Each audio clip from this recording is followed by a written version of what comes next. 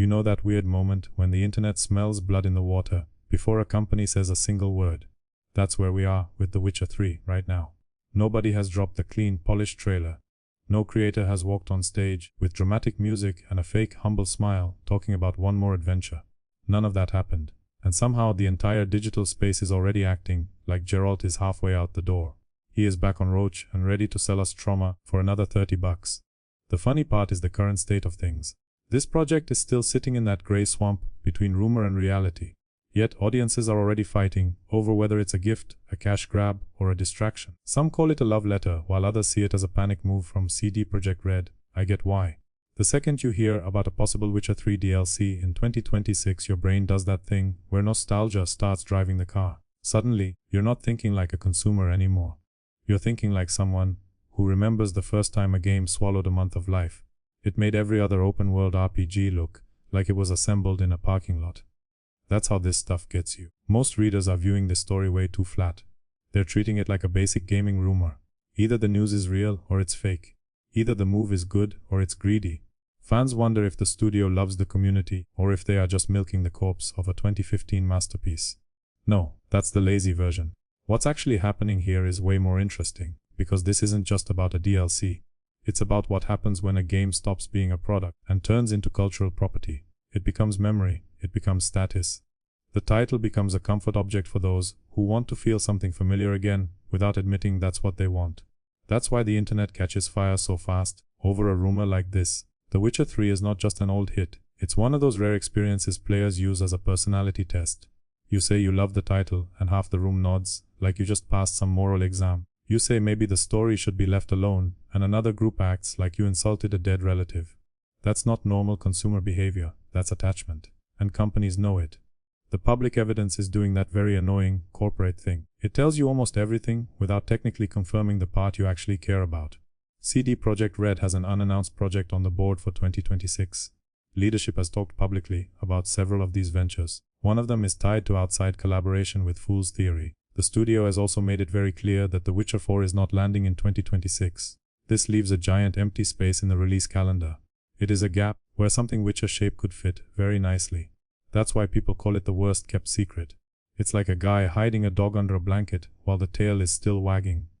Technically, sure, you haven't confirmed an animal is there.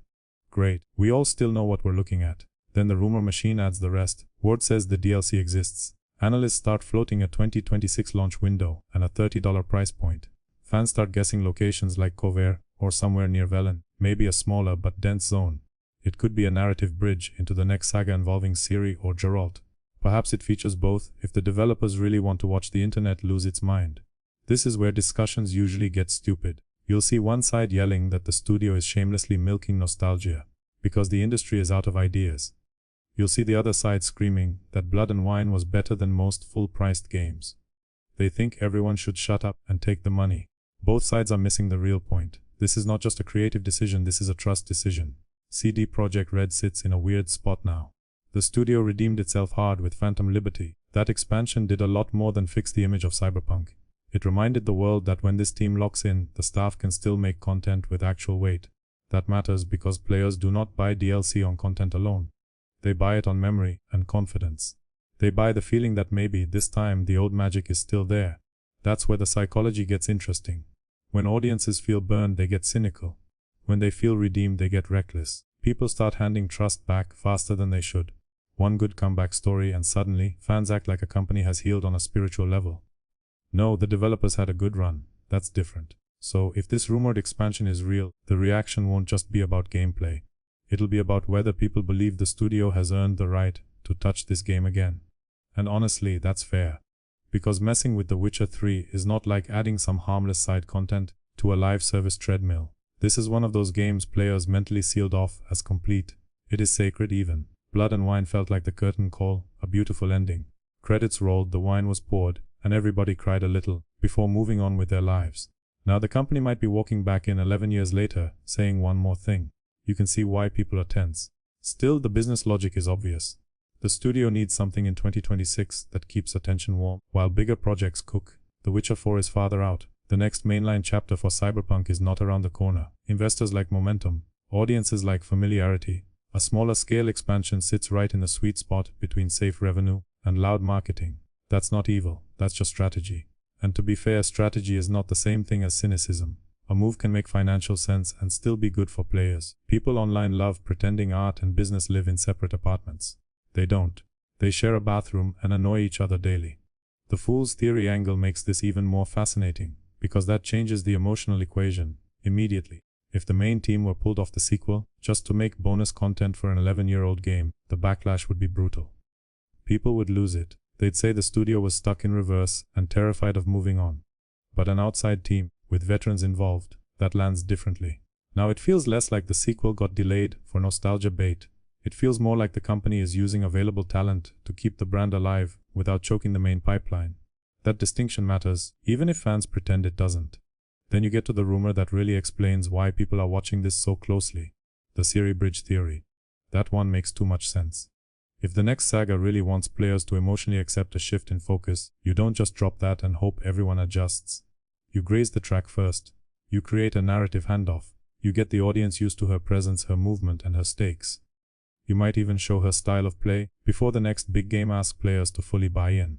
That's smart, because fandoms do this very annoying thing, where they claim they want freshness, then throw a chair the second freshness actually arrives.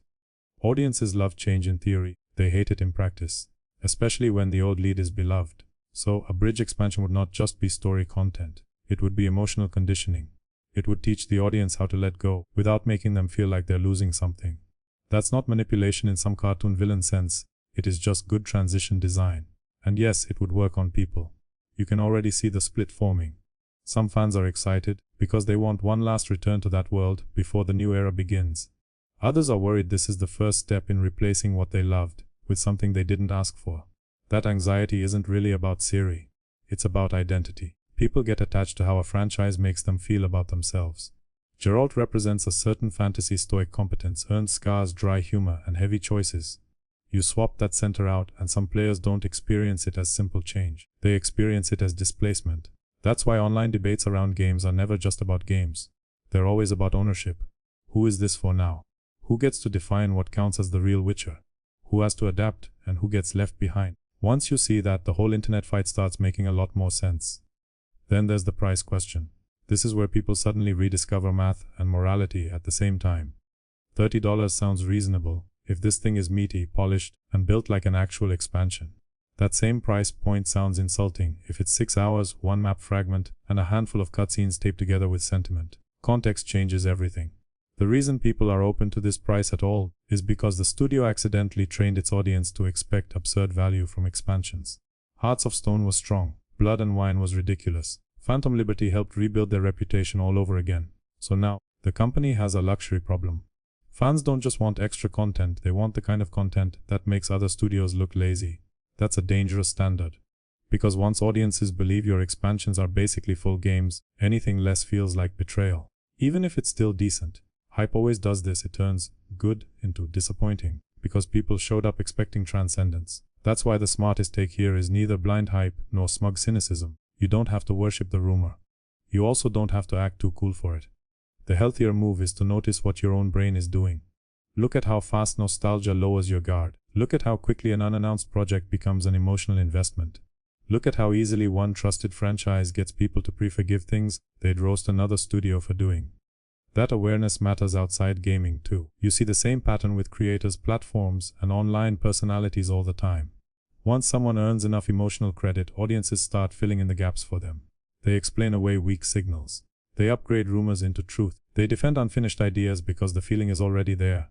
That's not fandom at its best. That's attachment doing unpaid labor. So here's my honest take.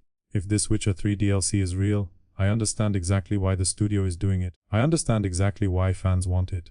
I also understand why some people hear the whole thing and immediately grab their wallet with one hand and their skepticism with the other. That is the correct emotional position. Interested but not hypnotized, hopeful but not gullible. Curious but not ready to turn rumor into religion. Because if they pull this off, it could be a smart bridge into the next era. It could be one last meaningful trip through a world people still care about. If they fumble it, it's going to feel less like bonus content and more like somebody reopening a closed wound for store credit. Either way, the internet reaction is telling on itself. What people really want is not just more Witcher. They want reassurance. They want proof that old greatness can come back without coming back hollow. They want to believe that revisiting something beloved does not automatically turn it into a museum gift shop. That's the real story here. Not the leak, the price, or map speculation. The real story is how fast people reveal what they miss the second a familiar world is dangled in front of them. And honestly, even knowing all of that, even seeing the machinery, even hearing every cynical alarm bell in my head, I still get it. Because nostalgia bait only works when the fish remembers the taste. And with The Witcher 3, a lot of us do. So now we wait and watch. We look not just for what the studio announces, but for how easily everyone around it starts writing the ending before the first trailer even exists. That pattern matters. Seeing it matters more.